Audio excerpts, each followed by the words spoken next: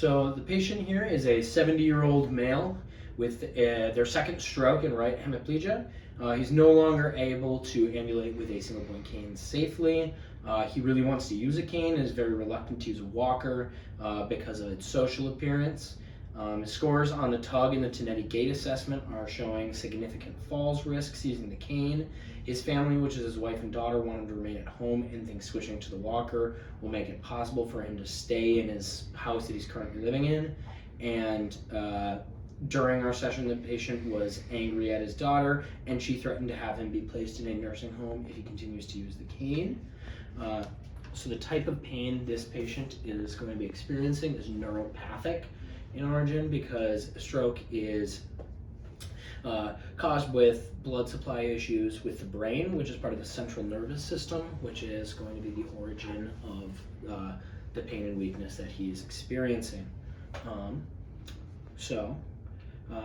Hello, my name is Zach. I am a student of physical therapy at Concordia University. Is it all right if I work with you today? Sure. All right.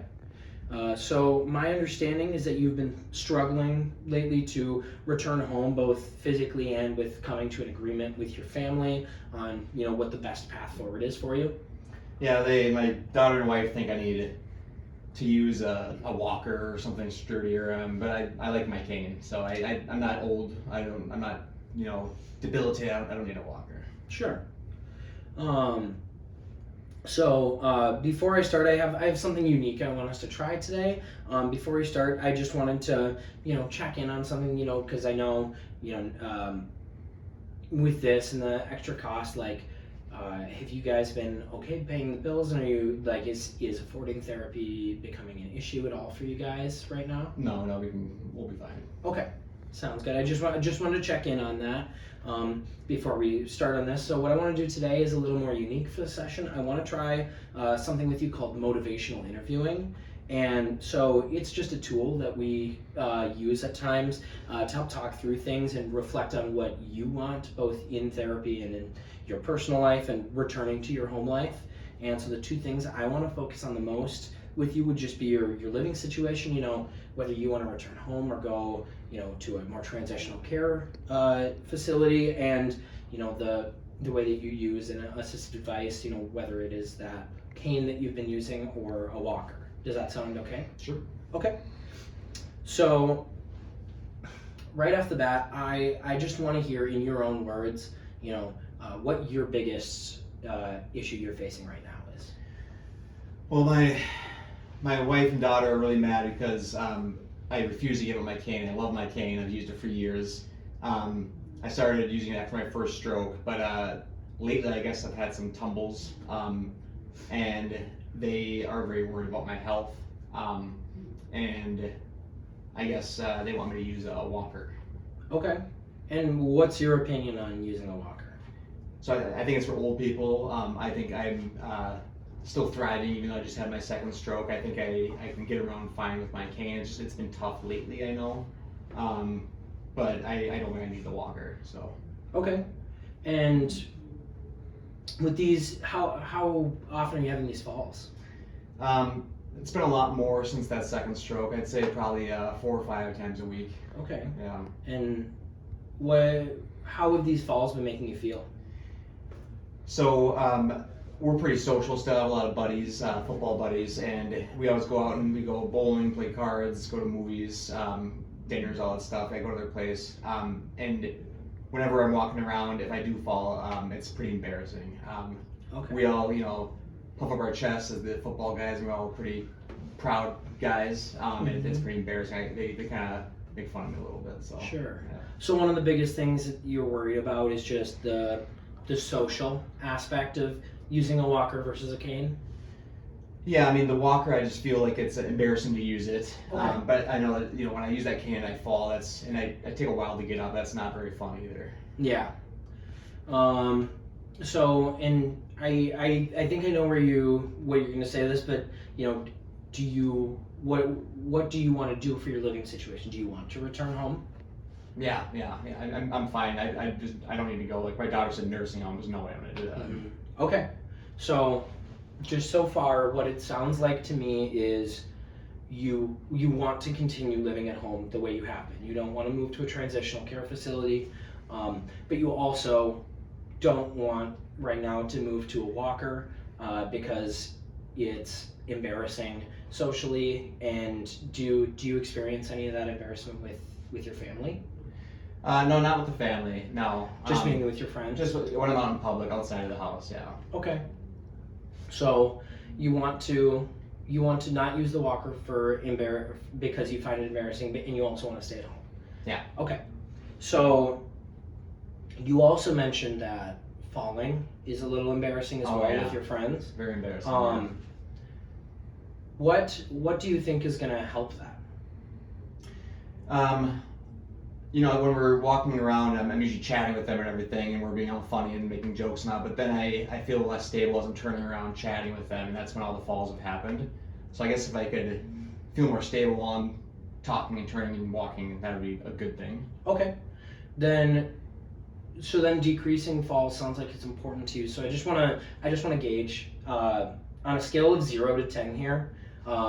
If 0 was not important at all, and 10 is like the most important thing to you right now, how important would you say minimizing those falls are to you? Oh, like an 8. Okay. Yeah, an 8. Why would you say it's an 8 and not a 5?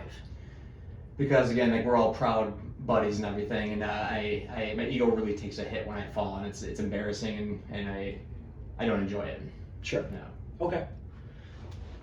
Are you concerned at all about any health issues from falling or anything either? Yeah. So far, like I said, I call them tumbles. Nothing's been really. They're some pain here and there, but no injuries. But I don't want to hit my head. My brother hit his head a few months ago when he fell, and he hasn't been the same since. So yeah, he had a concussion. I don't want to hit my head for sure. Yeah, and that's understandable for sure. So besides the embarrassment part of using a walker, it sounds like falls are also something that's been causing some embarrassment for you. What do you think the cane is offering you the proper support you need right now? Well, it used to, but again, those falls, there's been so many ever since that second stroke. So right now, I don't think so, no. Okay. And then do you think using a walker would increase that amount of support you're getting? Yeah, I have tried one in the past. I used it for maybe 10 minutes, and then I got embarrassed when I used that first time. That was for the first stroke, but I definitely felt very stable with both hands on it. Okay. So you feel more stable using the walker, but you just don't like how it looks as much? Yeah. Okay. And what has your family been wanting from you to be living at home again? They want me to not fall anymore. Yeah. Okay. I think I'm a risk to my health, and they don't want to see me fall. Okay. So then I just want to break this down a little bit. So you're saying that it's very important, you said an 8 out of 10 in importance to you to not be falling anymore. Yep. Just both out of safety because you don't want to hit your head, and because you don't want to experience any embarrassment in social gatherings or with your friends. And then you also say that you don't want to use a walker, even though you also say that you believe using a walker would provide you more stability. Yeah. Do you see where I'm Yeah, going it's with that? confusing, yeah. Yeah. So where do you think you should go from here? Well, I guess hearing myself say it out loud, I feel like the walker would be less, I wouldn't fall as much and be a danger to hitting my head or anything else. And if I'm not falling, it wouldn't be as embarrassing trying to get up. Yeah. And then, so those things are always, it's going to be your choice. No one's going to force you to do anything. But I kind of want to put it in perspective with this theory. We call it the spoon theory. And the idea behind it is that every person has a limited amount of energy, physically, mentally, emotionally, that we use every single day. And in this theory, we refer to that energy that we have as spoons. And so we have a limited amount of spoons every single day to represent that energy. And based on different things that are going on in our life or just in the day-to-day, we can have more or less spoons from one day to another. And so different activities during the day are going to take our spoons. These can be as small of activities as getting out of bed, or as big of activities as taking on and completing a large work project. For you, maybe just as an example, you started today with 12 spoons, and getting out of bed this morning cost you 2 spoons, just because it was hard mentally, physically, just to do that right now. And perhaps that argument you had with your daughter earlier, that I know probably didn't feel the best, maybe that took another 5 of your spoons for the day. And so now you only have 5 spoons left, and maybe this therapy session that we're having right now is taking the rest of your 5 spoons. And so after this, in theory, you wouldn't have any more energy for other things going on today, or things that might require energy today. And that is okay. And the important thing about this spoon theory is that it's supposed to help us be mindful of how many spoons that we have on a day-to-day basis, and to be really intentional with the way that we use them and expend those. And so the reason I bring that up is just because I want to ask you to compare using a cane and how you prefer how it looks, but you are worried about falling. I want you to compare the amount of spoons you think it takes to use the cane and fall versus use the walker and not fall. If I had to quantify it, I guess with the cane, at first I'm feeling all confident and everything with walking, so it wouldn't take too many spoons. But if there's in the back of my head that I might fall, so that might take some. But then if I do fall and struggle to get up, that would probably take the rest of them, because my pride would take such a hit. I would just go home and not do anything the rest of the day. Yeah. So my spoons would be gone when I do fall. With the walker, again, right, I told you I was a little embarrassed to use it, so that might take some more initially, especially at first using it. But if I don't fall, then I still have those spoons in reserve, if I had to put it that way, yeah. Yeah. So then, do you feel like, and this is all up to you, so do you feel like using the walker and feeling more confident might leave you with more spoons? Yeah. Okay. So then I want to ask you, sort of similar to earlier, on a scale of 0 to 10, if 0 was not at all confident and 10 is the most confident you can be, how confident would you say you are that using a walker would help you have less falls, and how confident are you that it would allow you to retain more of those spoons for other things? I guess that'd be an 8 too. Yeah? Yeah. And what makes it an 8 there and not a 4? Well, I know that if I know for sure I'm not going to fall, or if I'm more certain I won't fall, that I would have more spoons at the end of the day. That those falls really hit my pride hard. So. Sure. Okay. And that makes perfect sense, and so I guess then I want to summarize sort of how you're feeling, or what you were saying at least. And so what it sounds like you're saying now is you recognize that your family wants you to stay safer when you're at home and not take falls, and that's what they want you to do to return home. And it sounds like you don't want to be falling in front of your friends, because that can be embarrassing.